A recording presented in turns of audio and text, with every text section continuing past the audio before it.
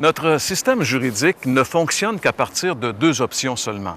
Ou bien une personne est déclarée coupable, alors évidemment, elle doit payer la note à la société, ou encore, elle est déclarée innocente, et à partir de ce moment-là, il n'y a plus personne qui peut lui reprocher quoi que ce soit.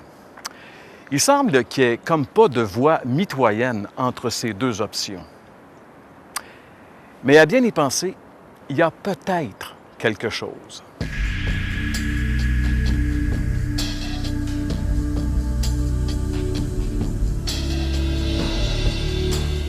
Il existe effectivement dans notre système juridique une petite prescription qui n'est pas tellement connue, qui s'appelle l'absolution inconditionnelle.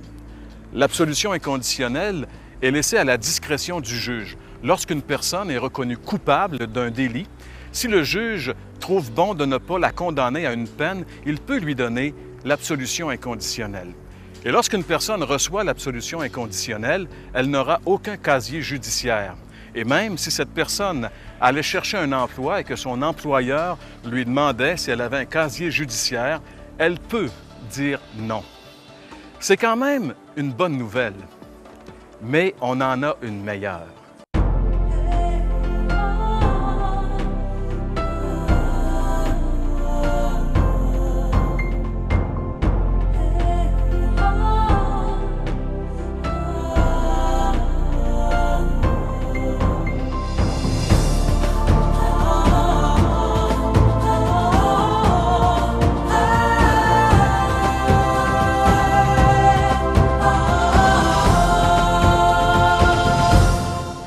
Probablement que la notion la plus intéressante dans l'idée de l'absolution inconditionnelle, c'est le fait que la personne qui reçoit l'absolution inconditionnelle, elle est vraiment coupable. C'est-à-dire, François, qu'elle a vraiment commis un délit. Et normalement, cette personne-là devrait recevoir un jugement ou une condamnation, mais le juge a décidé de lui donner l'absolution et inconditionnelle. Ça ressemble étrangement à ce que l'Évangile nous présente, mais d'une manière encore plus sublime et plus grandiose, n'est-ce pas? Oui, c'est vrai. Jean-Pierre, il y a une image extraordinaire qui est à mon esprit dans le moment concernant cette vérité-là. Et puis, c'est dans le contexte de l'Évangile, bien sûr, qu'on va regarder un verset, mais Jésus, lorsqu'il était sur la croix, il a dit des choses. Il y a 7 choses que Jésus a dites sur la croix. Mais une chose qu'il a dit particulièrement, qui est bouleversante, c'est, il l'a dit d'abord dans le contexte suivant, c'est que Jésus venait de subir le procès le plus injuste que personne n'a pu probablement subir de toute l'histoire de l'humanité. Ensuite de ça, Jésus était un parfait innocent. Il a fait du bien. C'est un homme qui était extraordinaire. D'ailleurs, c'est un homme qui était Dieu aussi, nous dit la Bible, mais il était parfait.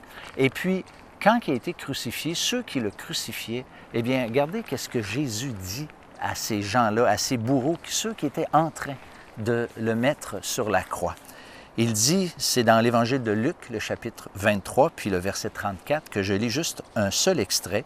« Père, pardonne-leur, car ils ne savent ce qu'ils font. » Et puis, on peut dire que cette prière-là a vraiment été exaucée, parce que déjà là, il y avait un de ces soldats qui était là à la croix, qui crucifiait peut-être celui qui rentrait les clous dans ses mains. Eh bien, quand que Jésus a expiré, il a été impressionné par les événements qui se sont passés, tremblements de terre, des morts qui sont ressuscités. Et puis là, il a, comme ça, devant la croix, il a dit, cet homme était vraiment le Fils de Dieu. Et on peut vraiment penser que la prière de Jésus en cet homme-là a été exaucée. D'autant plus qu'elle est étonnante, cette prière de Jésus à ce moment précis, parce qu'on peut dire que la plus grande de toutes les injustices qui a jamais été commises dans le monde était en train d'être commise finalement en crucifiant Jésus, en ayant truqué un procès, en ayant soudoyé de faux témoins, tout ça c'est clair. Jésus savait ces choses-là, il a accepté tout cela, et en plus, alors qu'il est condamné, qu'il est humilié, il demande à son Père le pardon de ses propres bourreaux. C'est quand même incroyable, mais ça nous démontre jusqu'où. Tu sais, François, si on parle d'absolution inconditionnelle, la Bible nous parle aussi d'un amour de Dieu inconditionnel. C'est extraordinaire. Moi, je ne peux pas dire autre chose que la chose suivante.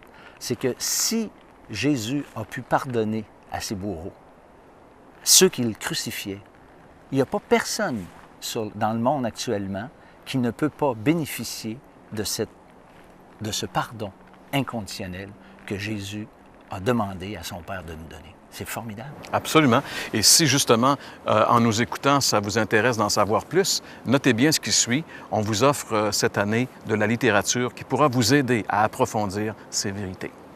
Vous voulez approfondir votre réflexion suite à notre émission? L'Heure de la Bonne Nouvelle vous offre gratuitement un exemplaire du Nouveau Testament, la brochure Une religion ou Jésus-Christ, ainsi que le recueil de méditations quotidiennes Bonne Semence. Pour recevoir le tout, écrivez-nous et faites-nous part de vos commentaires à l'adresse suivante: L'Heure de la Bonne Nouvelle, casier postal 2, Saint-Jean-Chrysostome, Québec, G6Z2L4. Vous pouvez également nous rejoindre par courrier électronique hbn@abacom.com.